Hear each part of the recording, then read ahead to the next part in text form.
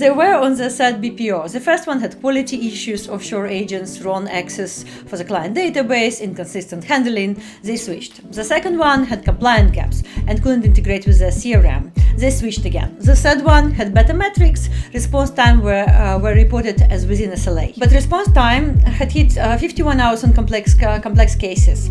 And somewhere along the way, the team has stopped expecting anything better at all. They normalized it. They weren't frustrated anymore. They were just exhausted. And they were about to start evaluating and force BPO. My name is Daria. I look at how enterprise businesses handle inbound call volume and customer contact, whether the system works, where it breaks, and why certain problems survive vendor changes. The scenario I just described is not unusual. Most organizations that have gone through multiple BPO transactions have had some version of that experience. And what I keep finding is that the vendor was almost never actual problem. When a BPO relationship starts to fail, the logic for switching is very straightforward. The kind of vendor isn't performing. Complaints are up. Resolution times are too long. Quality is inconsistent.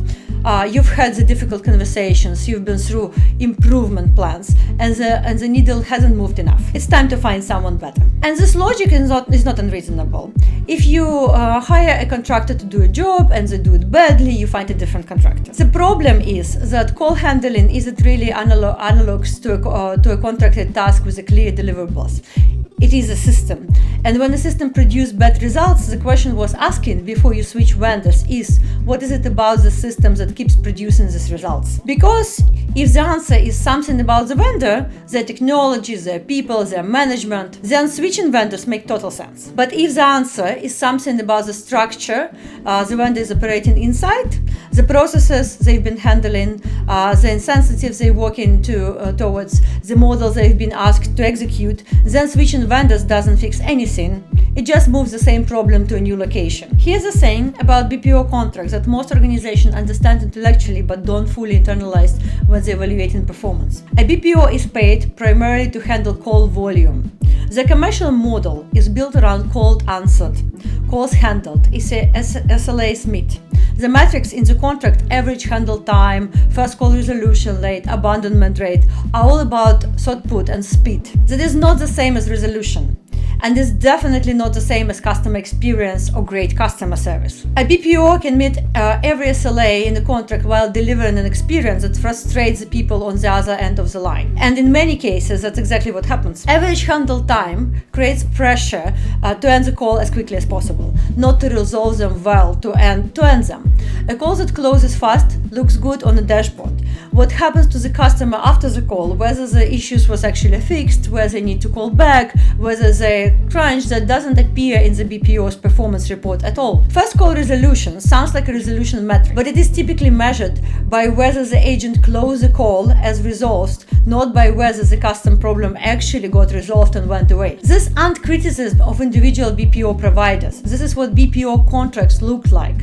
The incentives are built around call handling efficiently. The customer experience sits outside this measurements model. This creates a specific and recognizable pattern. You move to a new BPO, there's an onboarding period time, some instabilities, and the metrics start to improve, average handle time comes down, SLA compliance goes up, the reporting looks better. Meanwhile, your CSAT in flat or slightly declining.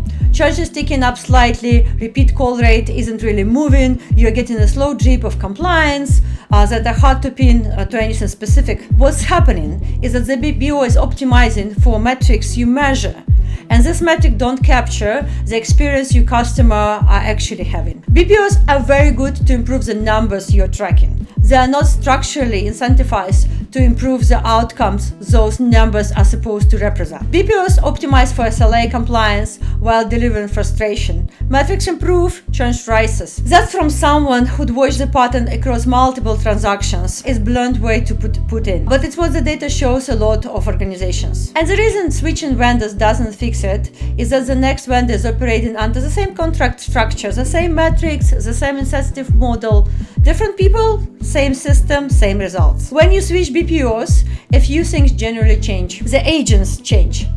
If accent or language was a problem, a different vendor pool can address that. If specific compliant gaps existed in how calls were handled, a different provider with better training can improve those as well. If the technology stack was incompatible, a different provider system may integrate better ones. These are real improvements. They was making when they're actually source of the problem. But what doesn't change when you switch vendors? The call volume you're sending them, the upstream process that generates that volume, the proportion of those calls that are avoidable contact, issues that exist because something earlier in the process didn't work at all, the operational model that the BPO is being asked to execute inside. If 40% of your inbound call volume is repeat contacts from unresolved issues, a new BPO will handle those calls.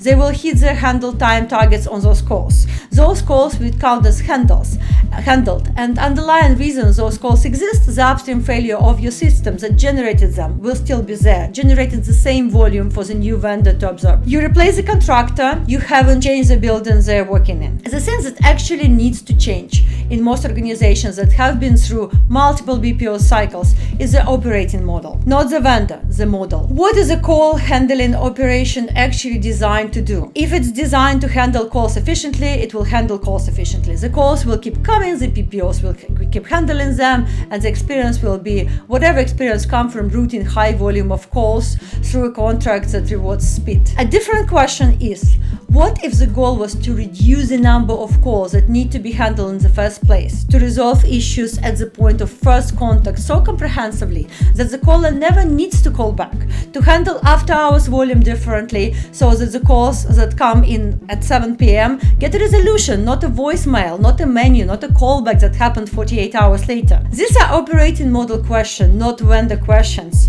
and they require different answers. The BPO isn't the problem, the operating model is. Switching vendors doesn't fix the structural issues. That is what most organizations figure out eventually. The question is how many vendor transactions it comes to get there. A structural fix starts with understanding what your call volume is actually made of, not the volume number, the composition, what categories of calls are coming in, and what times, and what is the reason for those calls. Which of those categories repeat because the issue wasn't resolved, which come in after hours and hit a voicemail, which categories your current model handles well, and which ones it cancels in a way that generates downstream costs. Once you have that breakdown, the vendor conversation changes. Because some of what you're currently sending to a BPOs doesn't need to go to a BPO at all. And some of what you're losing after hours doesn't need to be lost. I'll be going deeper on the structural side of this in the future videos, especially on what it looks like to design a call operation around resolution rather than throughput. I'll link those here when they're up. If you want to see what the resolution first approach looks like on an actual call, no script, no coaching, I've put a video below this one to show exactly that. Here's what I want you to take from this one. BPOs are optimized for the metrics in their contracts. Those metrics measure efficiency, not experience of your client. When metrics improve and experience doesn't, the contract is working exactly as designed. Second, switching vendors changing the people executing the model. It doesn't change the model.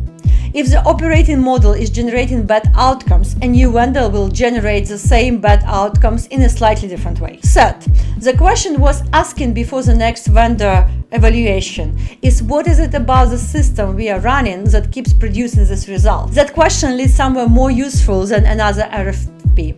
One question before you go. If you switched BPOs or call center providers before, what was the one thing that you thought would change after you did that? Drop it in the comment. I read everything. If this video was useful, subscribe to my channel. New video every week on call operation, customer experience, and what numbers are actually telling you. Thank you so much and have a nice evening.